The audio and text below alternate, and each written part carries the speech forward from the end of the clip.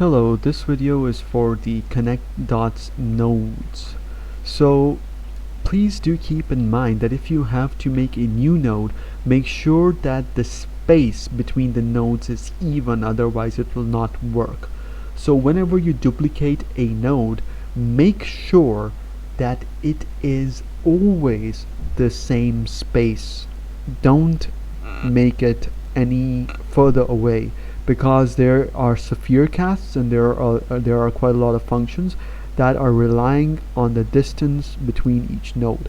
So if you increase the distance between the node after duplicating it, it will not work. So this video is for explaining how the nodes are working. So this is the node, and if we go over to the state machine, first of all let's take a look at the components. We have a photon view and a node RPC script, which is for synchronizing the state of the node across the network. But first of all, we'll take a look at the state machine to understand how it's working.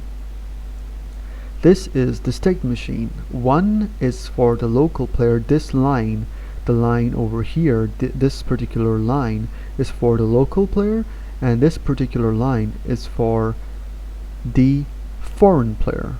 So the local player runs these functions, the foreign player runs these functions, and this is handled by an RPC. So if we go over to node this particular function over here, this particular state, I mean not function, state, over here we've got a pointer exit and pointer enter. We also have a event here for pointer enter and pointer exit. This is required to get the pointer enter and pointer exit functions working properly. So this pointer enter trigger is in the node RPC script. Now we're going to take a look at the node RPC script, which is going to explain how things are working. We go over to node RPC. Over here we'll try to find the function which I just was speaking about. We'll have to take a look at what function it was, which is the pointer enter trigger. We're going to try to find the pointer enter trigger.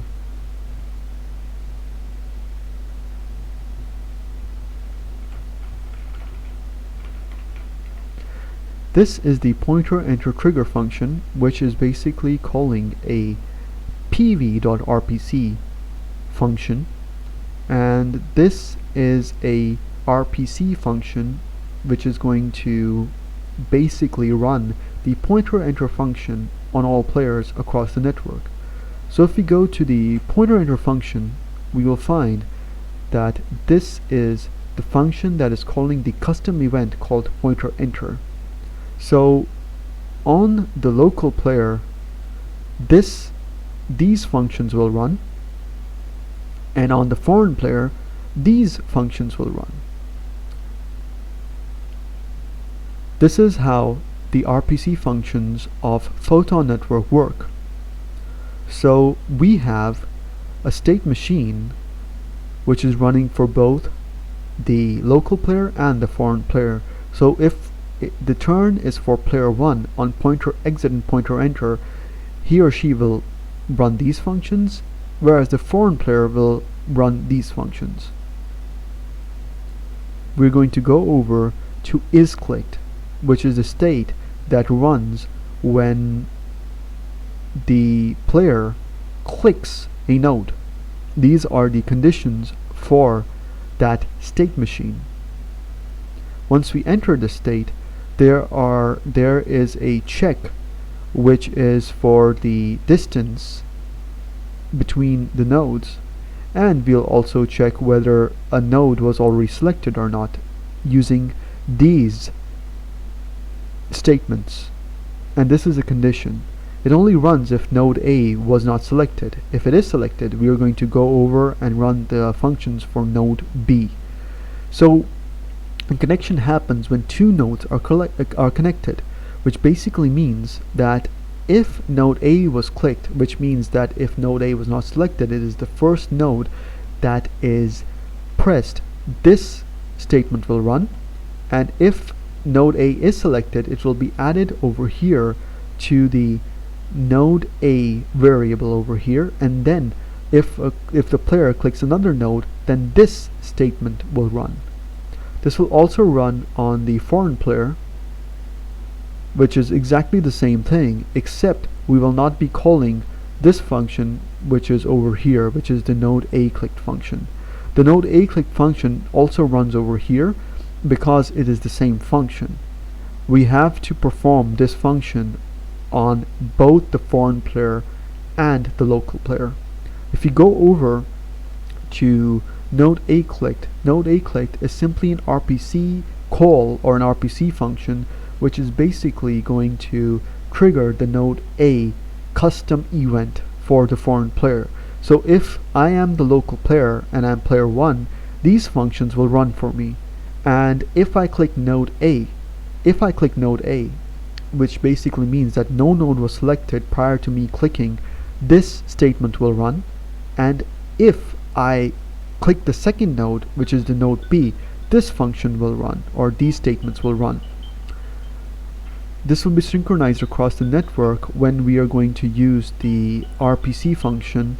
The RPC function was the node A function, which is over here, which is being called by the local player over here, which basically means that this particular player is going to be calling and synchronizing all of this across the network.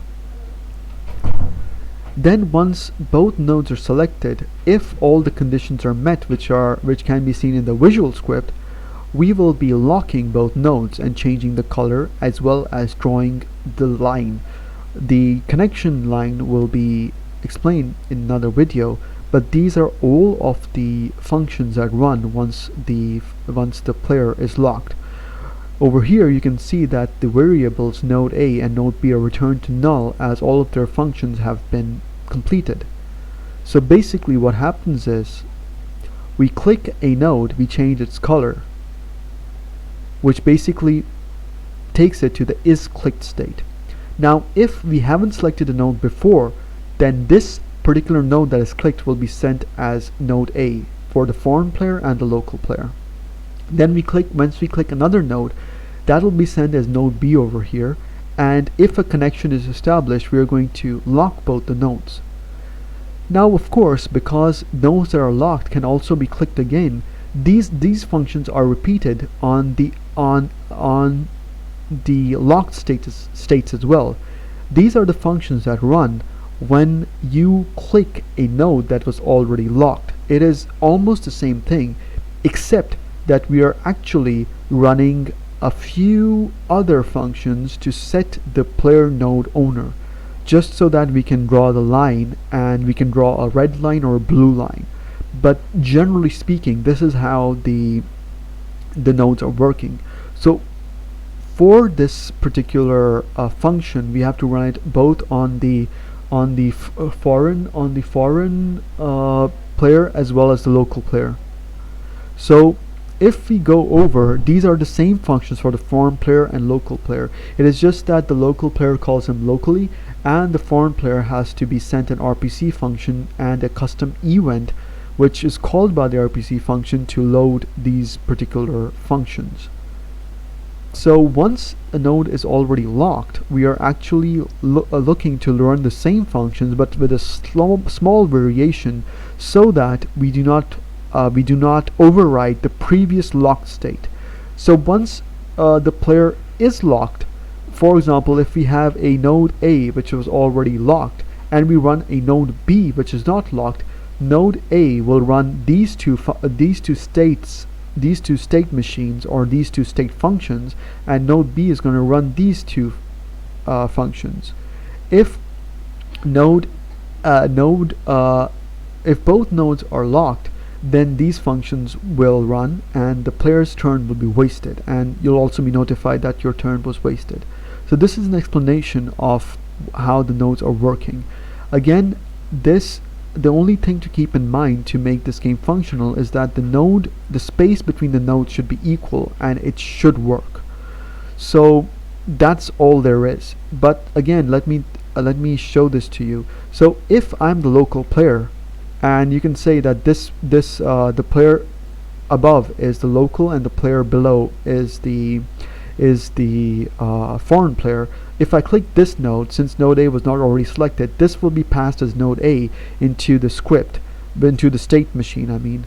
And the foreign player will also pass this node as node A. Then when I click node B, the node B is going to be passed, and then node B will also be passed over here on the foreign player. And this happens because we have a check to see if node A was already passed or not. And this is how it's being done.